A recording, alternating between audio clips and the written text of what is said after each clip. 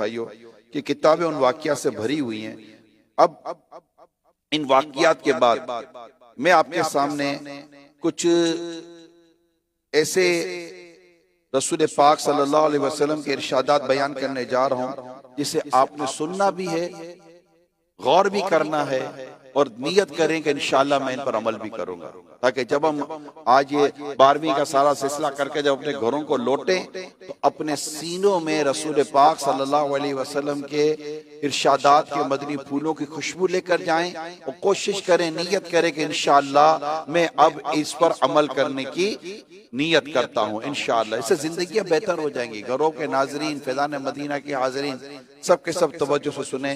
प्यारे आका सल्लल्लाहु ताला अलैहि वसल्लम के ताल्लुक से उम्मुल मोमिनीन सैयदतुना आयशा सिद्दीक़ा रज़ियल्लाहु ताला अन्हा फरमाती हैं कि प्यारे आका सल्लल्लाहु अलैहि वसल्लम ना तो आदतन बुरी बातें करते थे और ना तकल्लुफन, और ना बाजारों में शोर करने वाले थे और ना ही बुराई का बदला बुराई से देते थे, बल्कि आप माफ करते हो दरगुजर फरमाया करते थे।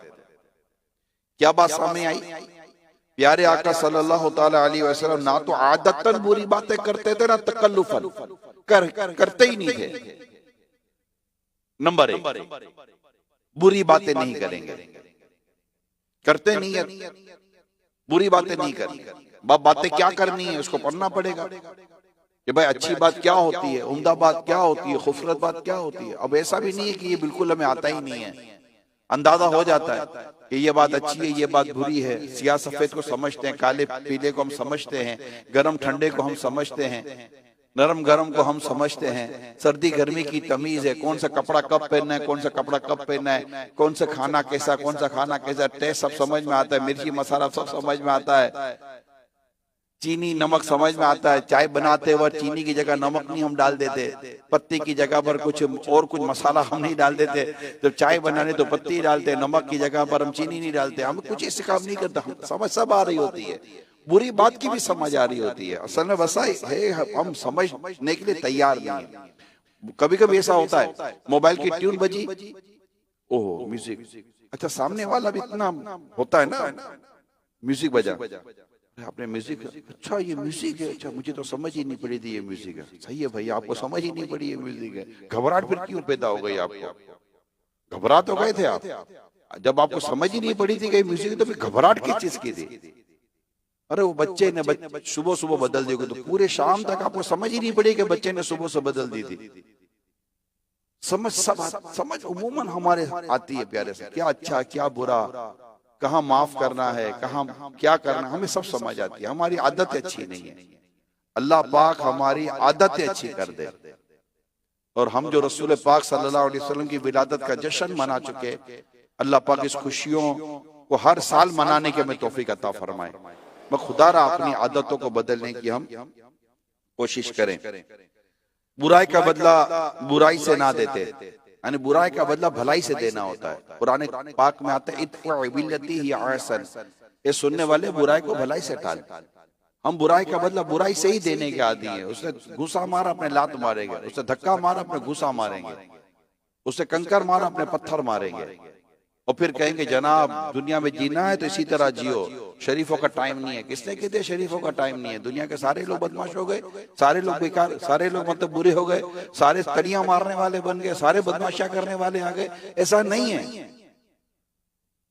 दुनिया कभी शरीफों से खाली हुई ही नहीं है, इंशाल्लाह होगी भी नहीं। तो मुसलमानों में शरीफ नहीं पाए जाते, ऐसा नहीं है। हम शरीफ बने।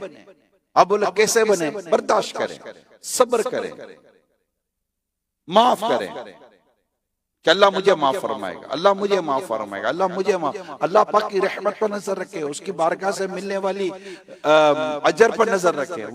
वो फरमाता कुरान वलियाफु वलियस्फहु, और चाहिए कि वलियाफु माफ करे, वलियस्फहु दरगुजर करे। हमारे अंदर ये जज्बा होना चाहिए, घर के अंदर भी होना चाहिए, माँ बाप के पास होना चाहिए, बीवी बच्चों के पास होना चाहिए, शौहर बीवी के दरमियान होना चाहिए, सेठ मुलाजिम में होना चाहिए, हर एक में, पड़ोसी में होना चाहिए। बुराई का बदला बुराई से नहीं देना। आज की नियत करके घरों की तरफ जाएं, ये नियत कर लें। आज 13वीं शब है, 12 रबीउल अव्वल हम मनाकर फारिग हुए हैं। ये घर में बैठे नाजरीन इस्लामी बहनें नियत करें, मुझे बुराई का बदला बुराई से नहीं देना। किसी ने बुराई की है मैं उसे माफ कर दूं, बस खत्म। एक ही जुमला, मैंने माफ किया है, मैंने माफ किया। क्या करना यार, हमने कौन सा यहाँ बदले ले लेके यहाँ जी लेंगे हमेशा के लिए। आखिर मरना तो है ना, खबर में जाना तो है ना, रब के हुजूर हाजिर तो होना है, तो सवाब कमा कर हाजिर होना। ये दुनिया, हमने दुनिया की जिंदगी को सब कुछ समझ लिया, यही ताल्लुका, यही बनाना है, यही बिगाड़ना है, ये सब कुछ करना है। जाना एक दिन दुनिया से है। हम यहाँ पर आए अपने रब की इबादत करने, रब को राजी करने, महबूब करीम सल्लल्लाहु अलैहि वसल्लम की सुन्नतों पर अमल करने, उस मुबारक सीरत को पढ़कर उनकी सीरत के मुताबिक जीने और दुनिया से इस तरह जाने।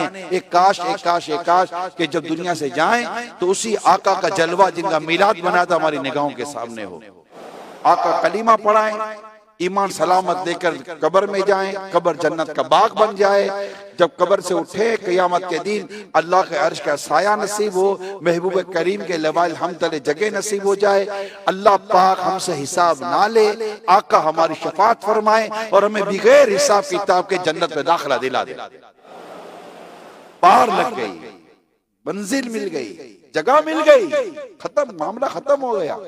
और क्या करना है भाई, हमें क्या करना है? हमें यही जिंदगी है ना। अभी हमारी सांसें अगली 200, 200, 500 सांसें के लाखों सांसें, करोड़ों सांसें, we don't know about that. हमें पता ही कोई नहीं है। हमें तो किसी वक्त भी मौत आ जाएगी, मर जाएंगे। अब यही है, नज़ा की सख्ती आसान होना, ईमान की सलामती नसीब होना, प्यारे आका का दीदार नसीब हो जाना, कलीमा पढ़ के दुनिया से रुखसत हो जाना, खात्मा बिल खैर हो जाना, कब्र की मंजिल आसान हो जाना, क़यामत की मंजिल का आसान हो जाना, क़यामत में आसानियां मिल जाना, आका की शफाअत मिल जाए, अल्लाह बेहिसाब बख्श दे, जन्नत में आका का पड़ोस मिल जाए, खत्म। ये आगे के सारा प्रोसीजर बाकी है। हम तो यही हम तो जी वहां के लिए रहे हैं जहां पर मरना है। बात समझ रहे हैं? हम वहां के लिए जी रहे हैं जहां मरना है। जहां मरना नहीं है वहां के तो तस्वुर ही कोई नहीं है। वहां मौत थोड़ी है मरने के बाद, उसका तस्वुर ही कोई नहीं है। इस तरह जिएंगे ना जो मैंने आपको अर्ज किया है, आपको लोगों पर रहम आएगा, आपको माफ करने का दिल करेगा, आपको दरगुजर करने का दिल नहीं। सवाब मिलेगा, सवाब मिलेगा, इसको सवाब मिलेगा, सवाब मिलेगा यार, इसमें सवाब है, इसमें सवाब है, सवाब है, सवाब है, सवाब है, सवाब है। एक ही रूठो, एक ही रटो, सवाब सवाब सवाब, नेकी तवाब, नेकी अल्लाह की रिजा, प्यारे आका राजी हो जाएंगे, अल्लाह राजी हो जाएगा। यही रट होनी चाहिए। और इसी के उस पे के कुछ काम करने से पहले ये सोचे अल्लाह नाराज तो नहीं हो जाएगा, रसूल पाक रूठ तो नहीं जाएंगे, अल्लाह नाराज तो नहीं हो जाएगा, रसूल पाक रूठ तो नहीं जाएंगे। नहीं नहीं, ये नहीं करना, ये नहीं करना। प्यारे इस्लामी भाइयों, ये अगर अंदाज हो जिंदगी की, ये सोच हमें नसीब हो जाए ना, जिंदगी इतनी खूबसूरत हो जाएगी, इतनी खूबसूरत हो जाएगी। आप करके तो देखें। अल्लाह आपको भी तौफीक, अल्लाह पाक मुझे भी तौफीक अता फरमाए। प्यारे आका सल्लल्लाहु अलैहि वसल्लम ने फरमाया, जो शख्स अपने भाई का कोई ऐब देखकर उसकी पर्दापोशी कर दे, यानी उसको छुपाए, तो वो जन्नत में दाखिल कर दिया जाएगा। ऐबों को देखे, छुपा दे, ऐबों को टट्टोले नहीं, वला तजस्ससू, और ऐब ना ढूंढो।